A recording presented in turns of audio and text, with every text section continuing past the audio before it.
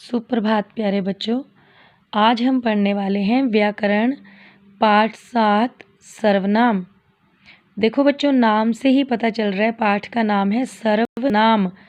सर्व मतलब सबका नाम, सबके नाम के लिए जो शब्द प्रयोग होंगे उन्हें हम कहेंगे सर्वनाम।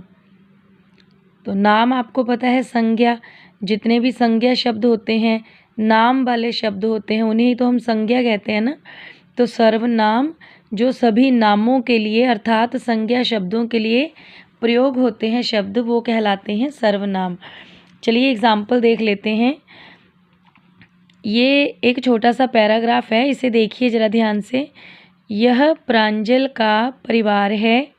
प्रांजल चौथी कक्षा में पढ़ता है। प्रांजल के पिताजी डॉक्टर हैं। प्रांजल की माँ अध्यापिका हैं। प्रांजल का एक छोटा भाई भी है, प्रणय। प्रांजल प्रणय को बहुत प्यार करता है।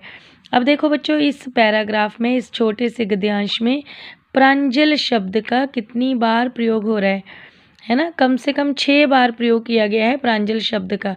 तो जब हम एक ही शब्द को इस तरह बार बार बोल रहे हैं तो उसका बार बार आना अच्छा नहीं लगता है, सुनने में भी अटपटा लग रहा है ना, बिल्कुल अच्छा नहीं लग रहा है। तो अगर हम इस वाक्य को इस तरह से लिखें, यह प्रांजल का परिवार है, वह चौथी कक्षा में पढ़ता है, उसके पिताजी डॉक्टर हैं, उसकी माँ अध्यापिका हैं, उसका एक छोटा भाई भी है, प्रणय, वह अपने भाई को बहुत प्यार करता है। तो अब देखो, ये जो शब्द हैं, पहली बार प्रांजल शब्द का प्रयोग हुआ है, लेकिन बाद में प्रांजल के लिए वह, उसके, उसकी, उसका, वह अपने, ऐसे शब्दों का प्रयोग हो रहा है। तो ये जो शब्द हैं ये किसके लिए प्रयोग किए जा रहे हैं? प्रांजल के लिए। और प्रांजल कैसा शब्द है? एक संज्ञा शब्द है, नाम है एक बच्चे का।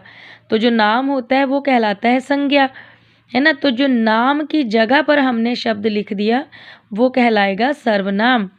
तो इसकी परिभाषा देखिए, जो शब्द संज्ञा के स्थान पर प्रयुक्त होते हैं उन्हें सर्वनाम कहते हैं। जो शब्द संज्ञा के स्थान पर प्रयोग हो रहे हैं, जैसे मैंने आपको बताया कि पहली बार तो हमने प्रांजल शब्द का प्रयोग किया, लेकिन दूसरी बार प्रांजल के लिए हमने वह शब्द का प्रयोग कर दिया कि वह चौथी कक्षा में पढ़ता है। तो यहाँ पर इस वाक्य में वह शब्द है, ये सर्वनाम है, क्योंकि ये संज्ञा अर्थात प्रांजल की जगह पर प्रयोग हो रहा है। तो जो शब्द संज्ञा के स्थान पर प्रयोग किए जाते हैं उन्हें हम कहते हैं सर्वनाम। सर्वनाम देखो मुख्य रूप से कौन कौन होते हैं? वह, उसके, उसकी, उसका, मैं, वे, हम, कोई, मैंने, तुम, तुम्हारा, आपका, आपकी, यह, वह, ये, इसने, उसने, उन्होंने, कौन, कुछ, किसी ने, जिसने, ये जो शब्द होते हैं ये होते हैं सर्वनाम शब्द। और सर्वनाम के कितने भेद होते हैं? सर्वनाम के 6 भेद होते हैं। मुख्य भेद कितने हैं? सर्वनाम के 6 भेद हैं। पुरुषवाचक सर्वनाम, निश्चयवाचक सर्वनाम, अनिश्चयवाचक सर्वनाम, संबंधवाचक सर्वनाम, प्रश्नवाचक सर्वनाम और निजवाचक सर्वनाम। ये जो सर्वनाम के 6 भेद हैं, इनके बारे में डिटेल में हम कल की वीडियो में पढ़ेंगे।